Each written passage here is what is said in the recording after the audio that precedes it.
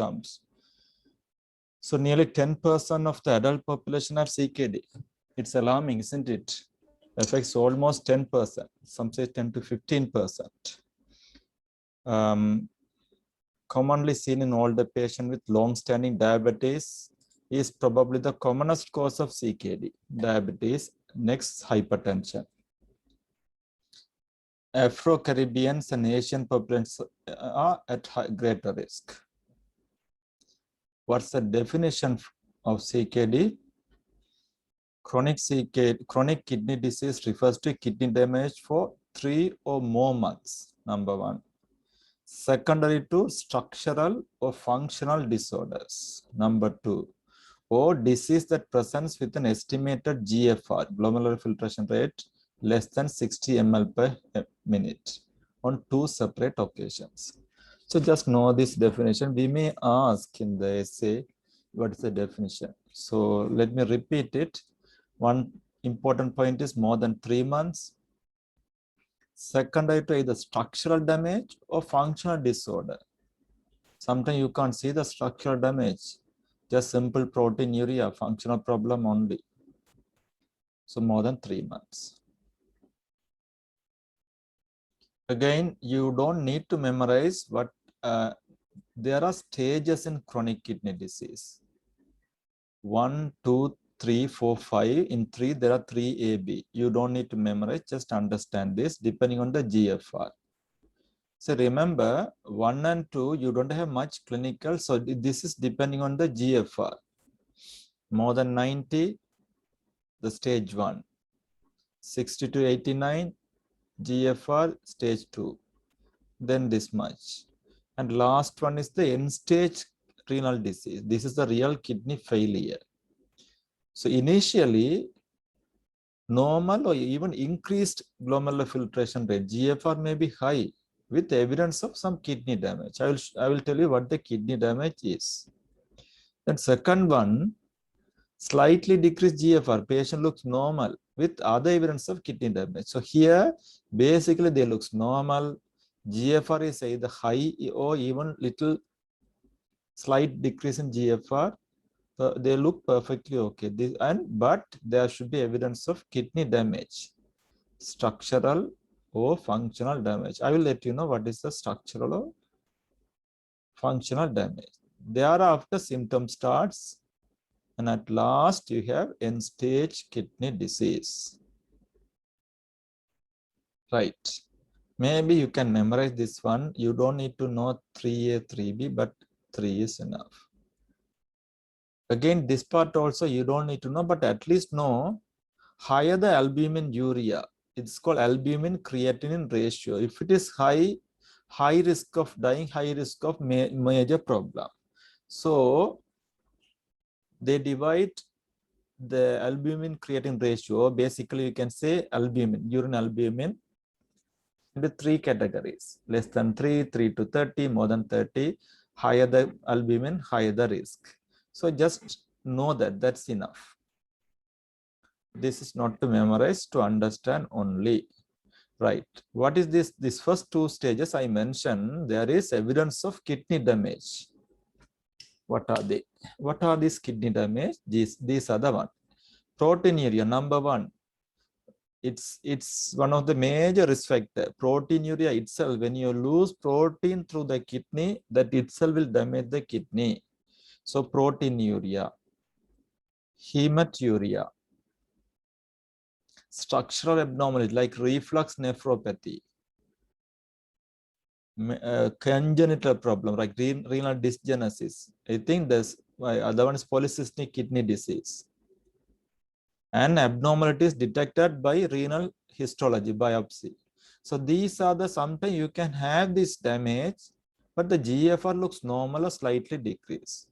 So that is why you can have normal GFR with kidney damage. That's also CKD1. Okay. Again, this is also, you don't need to, same thing. Here's the GFR, here's the staging. And here, just why I wanted this to show you that the goal, each steps what to do. We'll start from the last one. When you have end-stage kidney failure, you have to go for dialysis, if uremic, and kidney transplantation. In stage 4, you should think about renal replacement therapy. That means basically dialysis or kidney transplantation. Before that, you have to evaluate and treat the symptom and look for complication. In first two category, probably you basically treat the underlying problem. If it's diabetic, treat the diabetic. Proteinuria, treat the proteinuria. If it's a glomerulonephritis, treat the glomerulonephritis. So this particular slide is to understand the goal in each step, what to do. Right.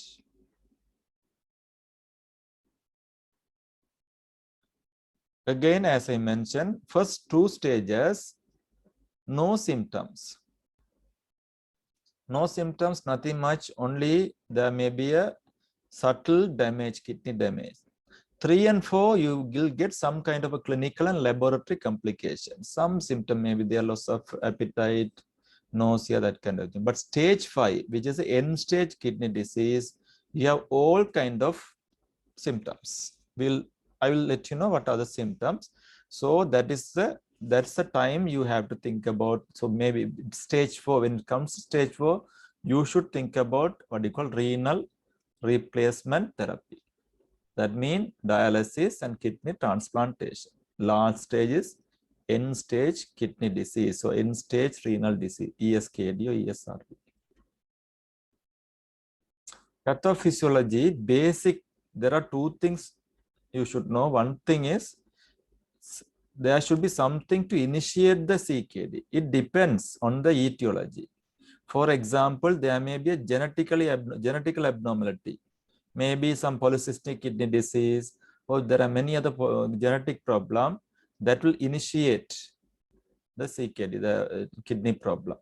Or when it comes to disease like SLE, it's glomerulonephritis. There may be what you call immune complex deposition, antigen antibody deposition. Look at this one.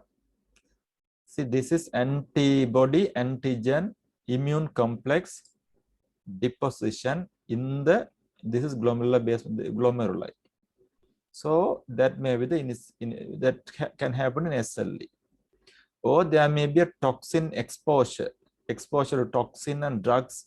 For example, what drugs may be NSAIDs or aminoglycosides, well-known drug to cause kidney failure, something like that. Then thereafter, whatever the initial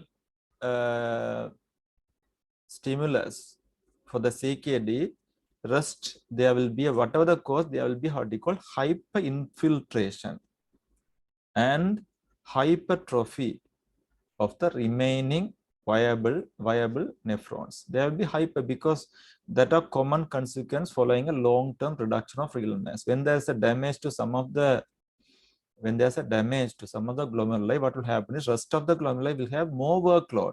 There will be hyperfiltration. There is hypertrophy. Irrespective of the underlying etiology, this will happen.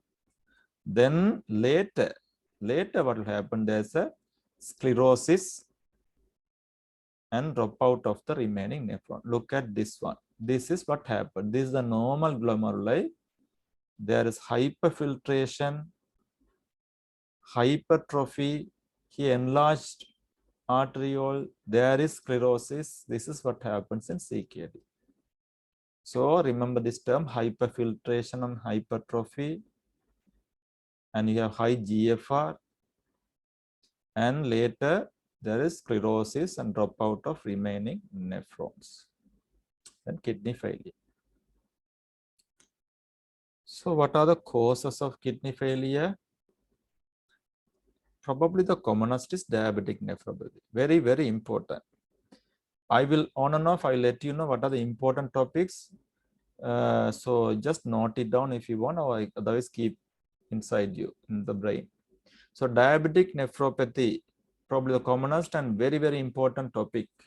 So it's a diabetic nephropathy. causing CKD. Second, hypertensive nephrosclerosis. Then the glomerulonephritis, very good example is SLE, and there are many other causes. Then you have renovascular disease, ischemic nephropathy, renovascular, renal artery stenosis, and so on. Then polycystic kidney disease, reflux nephropathy, particularly in the children, interstitial nephritis, particularly including analgesic nephropathy. This is also another term you should know. Analgesic means NSAIDs, non-steroidal anti-inflammatory drugs that can induce analgesic nephropathy and later CKD. So long-term painkiller, that is NSAIDs. Long-term NSAIDs can cause CKD. Then this HIV-associated nephropathy, not common in our country. So at least you can forget that. Rest of the thing are important. Are you all with me? Arshad? Okay? Yeah, sir. Yeah, okay, fine. Yeah, sir. Jayati sir, are you awake?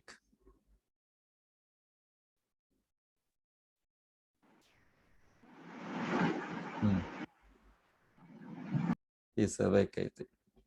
All right. So let's move. 2 or 3 or 4 slides on GFR, because this is somewhat a complicated area. I try to simplify as much as possible. So just listen. If you can't understand, let me know. Let me read it, because each sentences may be important. So GFR, estimating GFR, it's very important. GFR is a measure of how well your kidney are working, the functional capacity. So it reflects the function of the kidney. In order to state CKD, it is necessary to estimate the GFR, right? That also you can understand. We have done it. So ideally, you can measure the GFR directly. It's not easy. Complicated. Glomerular filtration rate can be measured directly. There are better methods, but it's not easy. Complicated, requires experienced personnel, and is typically performed only in research setting in transplant center. So we don't do it. But what we do is we can do what you call creatinine clearance. That for that you have to collect 24 urine, and you can measure the glomerular filtration rate. It's a kind of indirect way. But the best way, the easiest way, what we do is what you call estimated GFR, eGFR. All these, even private sector or in the hospital, you see there's what you call, when you order creatinine, serum creatinine, you also can see creatinine value with sometime eGFR, estimated GFR, which represents the best routinely available measurement of kidney function. So eGFR. Now again about eGFR, the most common approach is the eGFR based on blood creatinine. Depending on the age, sex, race, you can calculate the, when you know the creatinine and age and sex and race, you can calculate the what you call eGFR. So it's based on creatinine. There are few other important points when we talk about serum creatinine. I will let you know. These may be MCQ points. Number 1, creatinine is a muscle waste product. You all know that. Filtered from the blood by the kidneys and released into the urine at a relatively steady state. Okay, this number 1. Number 2, when kidney function decreases, less creatinine is eliminated and levels increases in the blood. That's why you get high creatinine level. Another important point is the variation in muscle metabolism and muscle mass can lead to significant differences in the measurement, in the measured creatinine level. That means when there's a wasted body, low creatinine may not reflect the function of the kidney. Similarly, when an athlete comes with a high creatinine, that does not mean that the person has kidney disease. So remember that, depending on the muscle mass. eGFR, estimated GFR may not be reliable in amputated person, bodybuilders, vegetarians, patients at the extremes of weight and age, and with rapidly changing kidney function, that in acute kidney injury and some other medications. So remember that these are MCQ points. There are two methods being used to measure, estimate the GFR. At least remember the name, that's enough. One, something called chronic kidney disease epidemiology collaboration. I don't know why this is given, but that is particular, that these people have done this work. So this is CKD EPI. This is probably the best one. The second one is what you call MDRT equation. You don't need to know the equation. At least remember, just you don't need to know the name. At least remember the name. Then you see, you understand. These are two formulas, equations used to estimate the glomerular filtration rate. Depend with age, the GFR usually anyway physiology it comes down. So in a 70-year-old patient, GFR 75 may not mean the patient has kidney disease. So that also you should know. That's what's mentioned here. Right. So that's all about GFR. Then about proteinuria, another important thing. Proteinuria generally means there is kidney damage. Diabetic, you get proteinuria. Hypertension, you get proteinuria. SLE, you get so proteinuria is very, very important. Higher the proteinuria, worse the prognosis. Higher the proteinuria, more the damage to the kidney. Higher the damage. So it's a hallmark of renal impairment. Important MCQ. It's a hallmark of renal impairment. So whenever you have proteinuria, you have high risk of myocardial infarction, high risk of stroke. That means cardiovascular risk is high. Remember another important point. Higher so there's something called microalbuminuria. That means microalbuminuria means small to detect by the usual urinary dipstick or conventional measure of urine protein. That's what's called microalbuminuria. It's a good screening test for early detection of renal disease. Very commonly done for diabetes. Diabetes, every year, annually, you should do microalbuminuria. Again, it's better what you call ACR or PCR. ACR means urine albumin and urine albumin creatinine ratio. It can be microalbumin, albumin, whatever. The urine or albumin creatinine ratio. Urine albumin creatinine ratio or protein creatinine ratio. So you can, that's a spot test. Measurement of protein to creatinine or albumin to creatinine ratio is a spot. First morning urine sample is often more practical. This is what we do. Those days we used to do what you call 24-hour albuminuria. That's the ideal thing, but it's you have to collect urine for 24 hours. So we don't do that. We do what you call ACR or PCR. This is helpful for monitoring nephron injury and response to therapy. When you treat SLE with immunosuppressive, you monitor albuminuria. So it's important to monitor. It's an important thing. Now we'll go to the clinical manifestation of CKD. There are plenty. I think this I might have got from Kumar and Clark. Yes, it's from Kumar and Clark. What are they? Right. Anemia. I'll start from this side, maybe this side. Anemia and its symptoms, you know, we'll come to that. They can have platelet abnormalities. They can have skin problem, pigmentation, pruritus, which is common.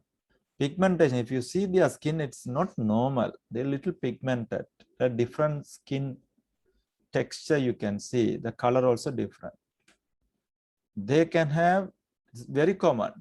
So anorexia, nausea, vomiting. These are very common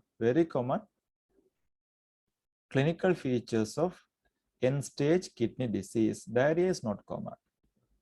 In the female, they can have amenorrhea, erectile dysfunction, subfertility. Then they can have peripheral neuropathy is common. When they have uremia, when there's too much of urea in the blood, they can have confusion, coma, and fit. Cardiovascular system, you may get what we call uremic pericarditis. Hypertension, almost all the CKD patient has hypertension. Peripheral vascular disease, heart failure because of congestion. Nocturia, polyuria. There are many causes of polyuria. One thing is CKD. You can note this down again, another MCQ, hypokalemia, hypercalcemia. Okay. Then there is something called renal osteodystrophy. We will come to that. I will teach you. Under that, at least know this term, osteomalacia, muscle weakness, osteosclerosis, hyperparathyroidism, something called adynamic bone disease. All this can happen. We'll come to that. Okay. So what are the complications of CKD? Out of this complication, I will highlight few important things. One, bone disorder, calcium and bone related problem, you should know very well. Second most important chronic problem is anemia. There are so many things we should talk about. Anemia, will come to that. Then rest of the things are cardiovascular. Always when there is CKD and heart is very closely associated. You have cardiovascular problem and GIT problem, neuromuscular problem, endocrine problem, skin problem. Those are it's little minor issues. Then there are important acute complications which we are not going to discuss in depth, but these are very important. Definitely very important. You learn it if you have time. What are they? Sodium and water retention and fluid overload. Potassium, hyperkalemia, bigger problem. Metabolic acidosis. These are very important problem. We are not going to discuss. Probably I will touch mainly this bone and anemia, bone problem, anemia, and a little bit about the other things. Okay. Let's talk about bone disorder. Somewhat difficult, but catch it. It's not that difficult. Right? Now, why do we worry about bone disease? It's not, we are not really worrying about bone problem, bone disease. Actually, we are worrying about heart. Actually, the calcium phosphate imbalance and bone problem are very closely linked to heart. So our main purpose is to reduce the cardiac mortality, CV mortality. Remember that. If due to many reasons, they can have cardiovascular problem. Partly due to calcification, rest of the thing I will tell. So another MCQ, hyperphosphatemia is an independent risk factor for mortality in CKD. Independent risk factor mortality in CKD for cardiovascular. It's increased the cardiovascular mortality. Actually, hyperphosphatemia is a risk factor for cardiovascular mortality in CKD. There are very important terms you should know. You should understand little more about this problem. One, there is vitamin D deficiency.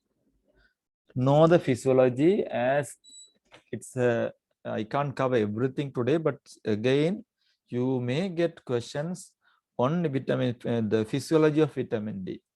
So 125 cholecalciferol. The one part is done by that particular stage is in the kidney. So you should know about vitamin D metabolism. When there is vitamin D deficiency in CKD or CKD, any other things, when there's vitamin D deficiency, we will get what you call osteomalacia. Remember the term, it's you get osteomalacia. What is the action of vitamin D? Yes, Amila. Tell me, what does vitamin D do in the body? If you don't know, don't know. Imparaj. Inparaj. Anyone? Yes, sir. Yeah, what is the action of vitamin D? Ranjan? It's increase the absorption of calcium and phosphate in the GIT, in the gut. Calcium and phosphate in the gut. That's the main other. There are many other things, but there's a main function. In CKD, you get what you call hyperphosphatemia. That is one of the most important. This may be the initial point. Hyperphosphate retention, which is not good at all. Which is not good at all. Phosphate retention. You can get, then the initial point is hyperphosphatemia, then rest of the things happen. You will develop hypocalcemia. I will show how you develop. And you can have what you call secondary hyperparathyroidism, tertiary hyperparathyroidism, then osteitis fibrosa cystica, which is a manifestation of hyperparathyroidism in CKD. The manifestation is called osteitis fibrosa cystica. There are two diagrams. There one more diagram. I have deleted it. Two diagrams are here. Go through it later. I will explain it very briefly. So vitamin D is needed for calcium and phosphate absorption. When there is poor absorption, there's hypocalcemia, which can induce hyperparathyroidism. It's called secondary hyperparathyroidism. In the chronic kidney disease, you have phosphate retention. When there is phosphate retention, you know the chemistry, you have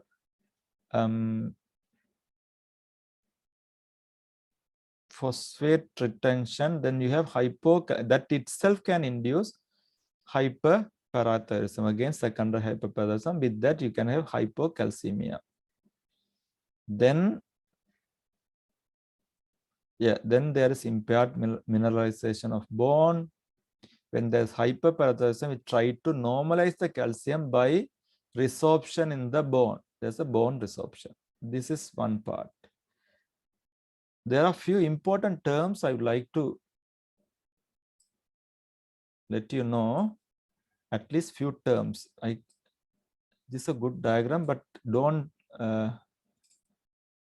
see, there are few terms. We'll go through it. One is osteomalacia. We'll go in this way. Osteomalacia. When there is CKD, there is vitamin D deficiency that leads to osteomalacia. Basically, when there is low calcium and low phosphate. This phosphate here is due to CKD. Basically, in osteomalacia, it's due to vitamin D. In children, you call it rickets. In adult, you call it osteomalacia. Right. So I won't go to the depths, but you can see later. Then there is something called adynamic bone disease. And there is something called high dynamic bone disease. What is high turnover bone disease? What is that? High turnover bone disease mean, as you know, because of this problem, there is hyperparathyroidism. When there is hyperparathyroidism, there is a high turnover in the bone of increased calcium. It has to get calcium out of the bone. That is called what you call high turnover bone disease. That leads to what you call osteitis fibrosa cystica. Osteitis means there is inflammation, there is fibrous formation, there is cystic formation of osteitis fibrosa cystica due to high turnover bone disease. That is due to hyperparathyroidism.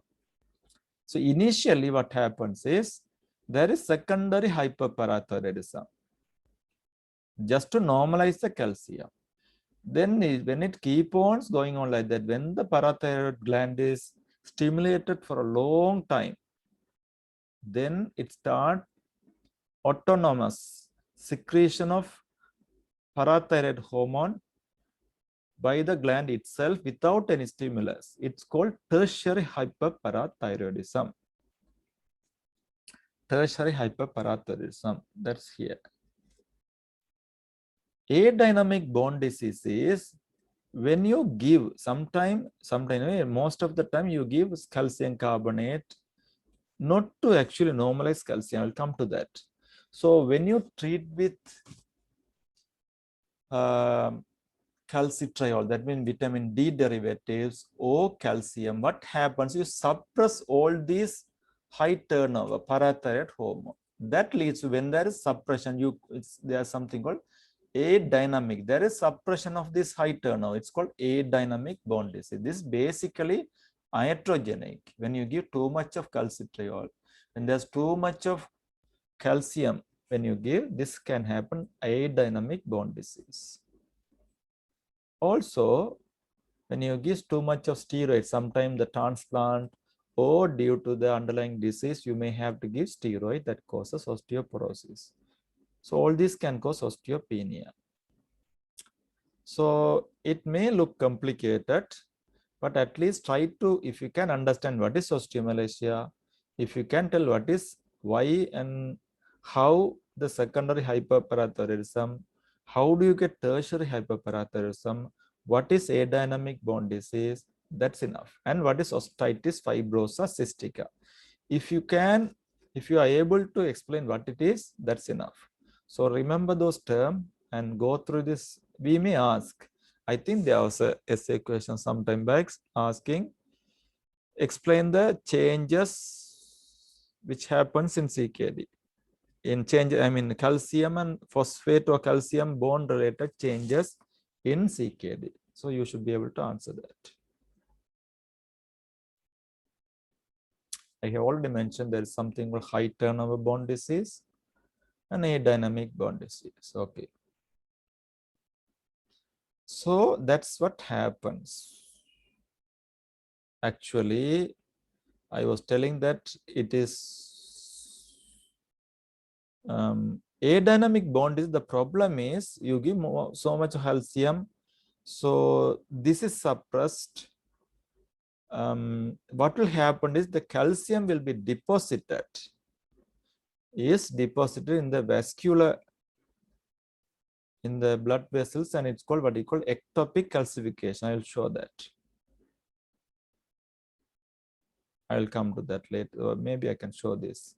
This is what can happen in renal osteodystrophy. It's all these things called renal osteodystrophy. See, you can see osteosclerosis in between osteolytic area.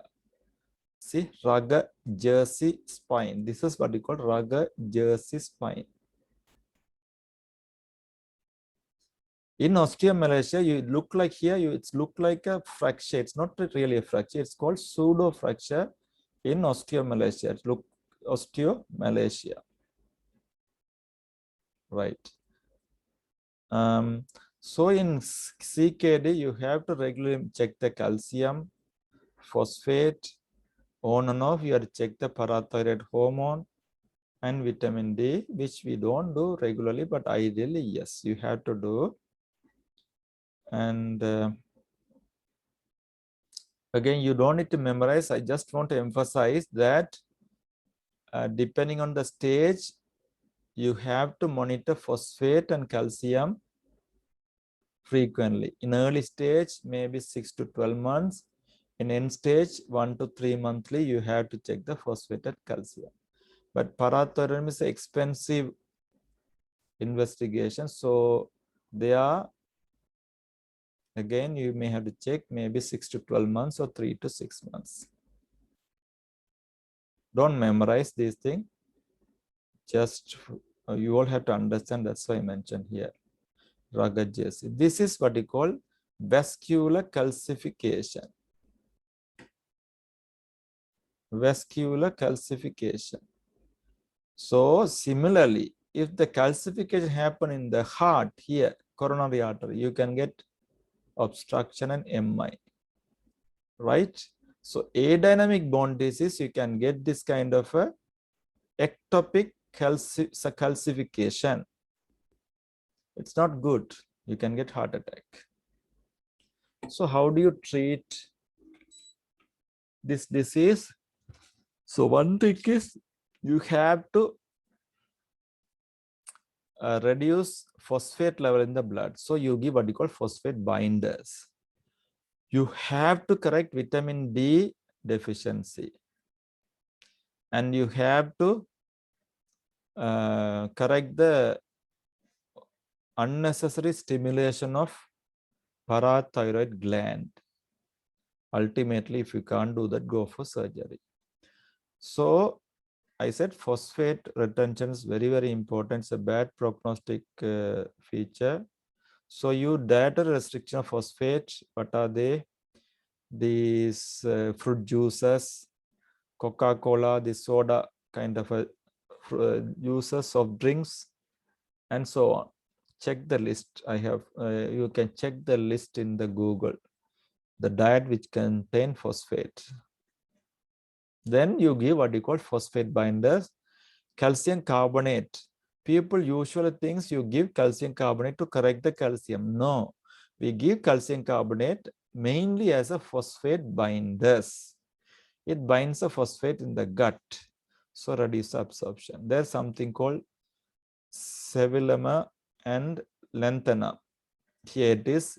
Again, for the sake of for you all to understand, I have added this one. You can later read it. These are different kinds of phosphate binders. Then you give vitamin D analogs, calcitriol, and so on. Calcium mimetic is like calcium. This will bind with the parathyroid gland and it's mimic calcium. By mimicking calcium, it says calcium is enough. By that, it reduces the secondary and tertiary hyperparathyroidism. This is the name. And ultimately, sometime you may have to, if there's a tertiary hyperparathyroidism, you may have to do a subtotal parathyroidectomy. This is about these drugs, calcium. You can read it later. I will share it later. Then, so bone is very, very important. This part is very, very important. Go through it, learn it. Then anemia. Another very important topic is anemia in CKD. So what are the implications? Anemia, when there's anemia, you get fatigue. It reduces the quality of life, very important, and increase the mortality in CKD. There is impaired, they can have impaired cognitive function. And it's an independent risk factor for CKD. Remember, just like phosphate, hyperphosphatemia, anemia also independent MCQ. Risk factor for CKD death. Right. This is another very commonly asked question. What are the causes of anemia and CKD? What are the causes of anemia? Obviously, low erythropoietin. Poor intake, because they are loss of appetite. And then because they loss of appetite, poor intake, and that leads to iron deficiency and folate deficiency. Why aren't they get B12 deficiency? Because B12 is stored several years in the liver, 3 to 4 years. So that's why they don't get. Then peptic ulcer disease, and they can lose blood through those ulcers.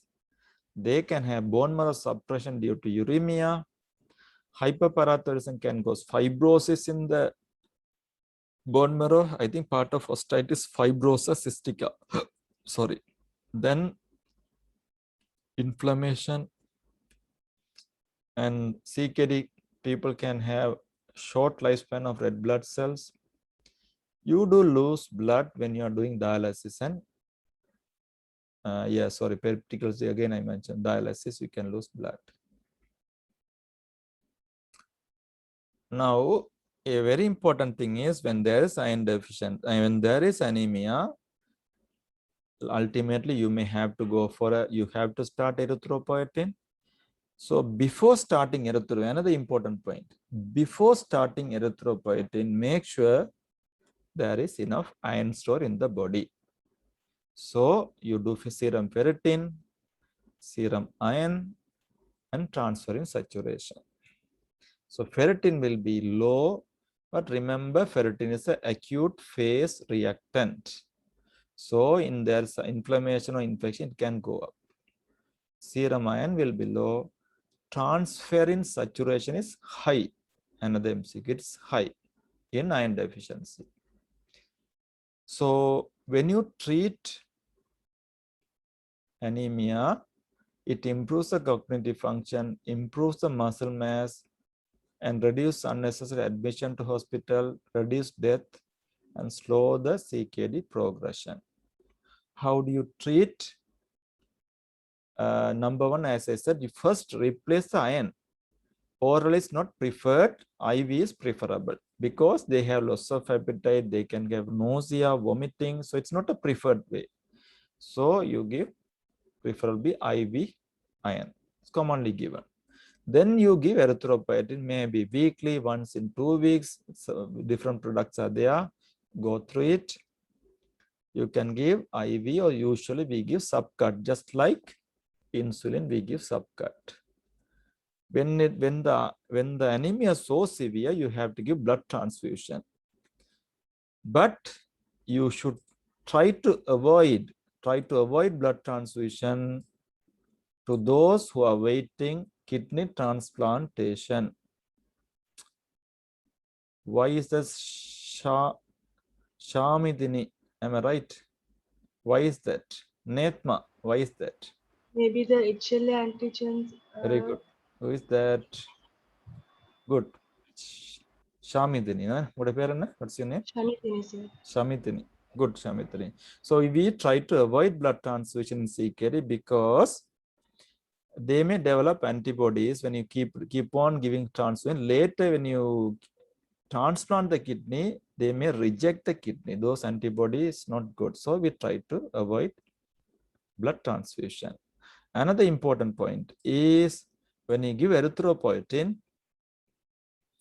give me one important complication. GGH Kumar. Important complication erythropoietin. Inbaraj. Julius. Anyone? Any Hypertension, sir. Very good. Who is that? Dhanushana. Yes, sir. Dhanushan, good. Wait, there are one or two. Okay, Dhanushan, good. So they can have hypertension. So you always have to check the blood pressure. They can have polycythemia. They can have hypertension. So always check the blood pressure. And too much of hemoglobin is also not good. That's why you try to maintain lower 10 to 12. More than 13 is not good. Another MCQ. So in CKD patient, HP target should not be greater than 13, 10 to 12. Those who receive erythropoietin. And this is a ferritin target and transient saturation more than ECNO 220. This 200, one more, see 20, one more 0, 200. Saturation more than 20, serum ferritin more than 200. That's a goal. Other things are, you should know, again and again telling the same thing. CKD have a high cardiovascular risk. 10 to 100-fold higher among dialysis. Cardiovascular, when I say cardiovascular, not only heart, stroke also. MI and stroke are very much high in CKD patient. They also can have heart failure, pericardial disease. Another important point, how much of blood pressure you should keep. This is the recommendation. If you have albuminuria less than 130 by 80, less or equal to 130 by 80. If you don't, without albuminuria, the blood pressure should be less than or equal to 140 by 90. These are the other complications. There are neuromuscular complications. You can get peripheral neuropathy, nausea, vomiting. We know that. I think there's some more slides describing further endocrine. Actually, what happens endocrine glucose metabolism in CKD? What happens to glucose? Tell me. What happens to glucose? Increased glucose. Sorry? Increased glucose levels. Sure. Any other? Decrease, sir. Yeah, decrease The because infiltrated glucose will excrete via the urine. I think more than excretion, insulin metabolism is decreased, so it stays and they if a diabetic patient, long-standing diabetic, comes suddenly with hypoglycemia, one of the things you should check is kidney. When there's a kidney failure, your control will become easier and low, sometimes hypoglycemia. So yes. So GIT, go through that. These are the complication or symptoms we can get.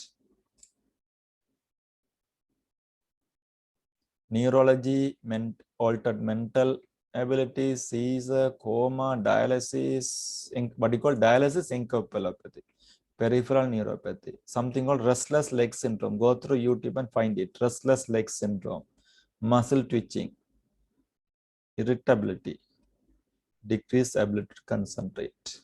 Endocrine, here we said insulin, the degradation diminished, good in a way, low estrogen, low testosterone, subfertility, all this can happen. Skin, see this kind of skin you can see, it's common, ecchymosis, pruritus, pigmentation. Acute complication, I'm not going to the detail, but it's very important, you should know. They can have sodium water retention and hypertension, edema. Obviously, we didn't talk about edema. Edema is one of the most common clinical feature. Potassium, they can have hyperkalemia, and hyperkalemia due to you must make sure when there's hyperkalemia, they don't take too much of diet containing potassium. Hemolysis itself can give rise to hyperkalemia. When you give blood transfusion, that can lead to hyperkalemia because of blood cell destruction. ACE inhibitor, very common. These people may be on ACE inhibitor or angiotensin receptor blockers. That also can induce hyperkalemia. Acidosis, please look that. It's what you call high anion gap acidosis. So already we have looked the management of CKD. Basically, what do you do? It's very broad area. Treatment to slow the renal disease progression. I'll tell what are the things you can do to reduce the progression of renal disease. Second thing is treatment of renal complication, which already we have discussed. Treatment of renal complication, anemia and bone disease, we already look into that. Then renal replacement therapy. So how do you slow the progression? Already we looked some of those things. Control the diabetes, if they have diabetes, control the blood pressure. ACE inhibitor, as long as there's no hyperkalemia, actually slows the progression of kidney. And there are lifestyle modification, dietary change, exercise, stop smoking, reduce salt intake, and so on. These are very important, even though I'm just going through quickly. Then the renal replacement therapy.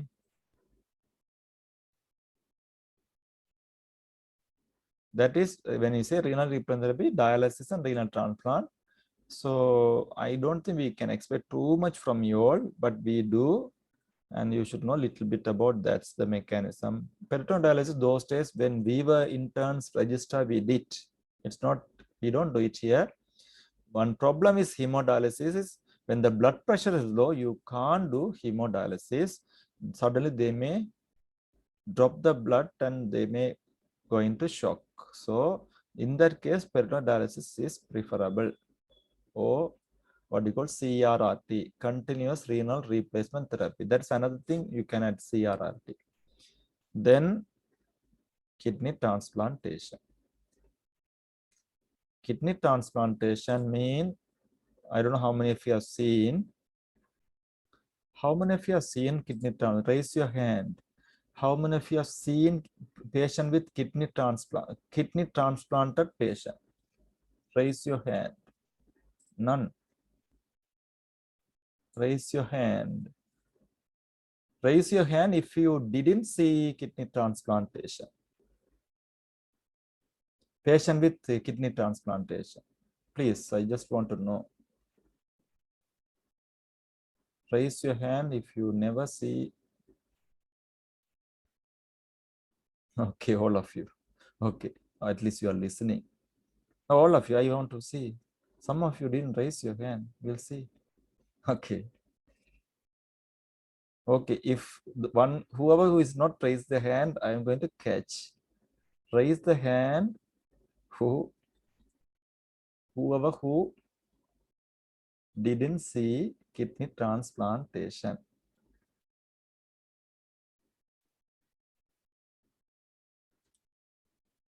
I'll wait until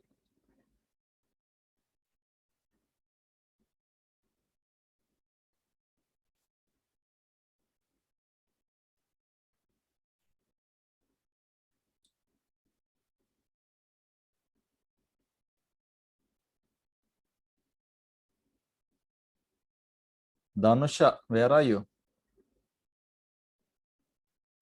GGH Kumar, have you seen? Ranjan, Fatima, have you seen Ranjan? Hello, sir. Yeah, have you seen kidney transplanted patient? No, sir. Okay, then raise your hand. You are not concentrating. This is the way catch. Fatima, Hello, sir. okay, right. That's okay. Just make sure all are alert. Right. So this is how. Just see, it's in the right iliac fossa or left. I don't know. Most of the right iliac. You can see the bulging kidney, the transplant kidney. See, whenever you may get a chance. See, whenever you get a chance. So the artery, renal artery will be with one artery. They will anastomosis with one artery. Another vein will be another vein, and the ureter to the blood. This is how it's this kidney transplantation. Peritoneal dialysis, there's something called continuous ambulatory peritoneal dialysis, CAPD. Know a little bit about that. Typically, you can keep inside, the patient keep, and 4 exchanges of 2 liters of fluid every day, 4 to 6 hours they have to change. There's something called, okay, Dhanusha, okay, fine, Dhanusha, okay. Something called automated peritoneal dialysis. Uses a machine to perform exchange overnight. It's with the abdomen, they connect and the machine will do the dialysis. So I think that's the end of my talk. If you have any problem, you can send me the feedback. See, I just show this one. This is how in the Western country they do. Here, people are very panic. How? See, if you do proper hemodialysis, this is how the patient looks like.